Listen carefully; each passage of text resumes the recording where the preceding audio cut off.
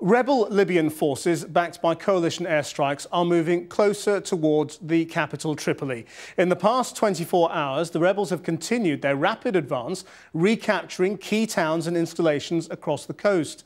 Military wreckage from Colonel Gaddafi's forces lies abandoned by the roadside. After taking the port of Ashdabia, south of Benghazi yesterday, the rebels seized the strategic oil town of Brega, then Ukayla.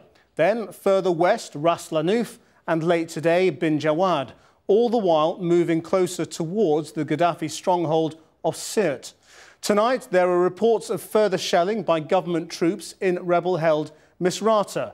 Our international editor, Lindsey Hilsum, has the latest from Benghazi. The rebels encountered little resistance as they swept west today, retaking towns they lost 3 weeks ago, when Colonel Gaddafi's better armed forces pushed them back. The momentum is with them now, and they're approaching Colonel Gaddafi's hometown of Sirte, where his troops may be regrouping. They entered the oil refinery at Zuwaitina, one of several important oil installations essential for the rebel government to provide fuel for the people. They retook the oil ports of Brega and Ras Lanuf, and announced that Qatar has agreed to market oil for them when they start to export again, maybe, they said, within days. This puts the rebels in a position to cut supplies to the area of the country still controlled by Colonel Gaddafi. Fuel queues are already reported in Tripoli. Allied bombing has made all the difference. The Ministry of Defence has released a picture which shows armoured vehicles dug into a sandbank. The MOD says the weapons are pointing towards a town. They won't say whether it's Ashdabia or Misrata.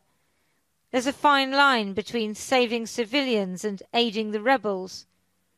But some in Misrata, contacted by phone and Skype, say they're desperate for more Allied airstrikes, even if civilians die, because in their view, ousting Colonel Gaddafi is the only solution. Only a little amateur picture has emerged from Misrata, where Gaddafi's forces have entered the town and where suffering appears to remain acute. We have casualties every day. It's murderous. Those snipers shoot people randomly. We had people killed by snipers watering their gardens. We had people standing outside their homes being hit by snipers. It's just so systematic and so constant. The rebels feel confident today. They think they have Gaddafi's forces on the run.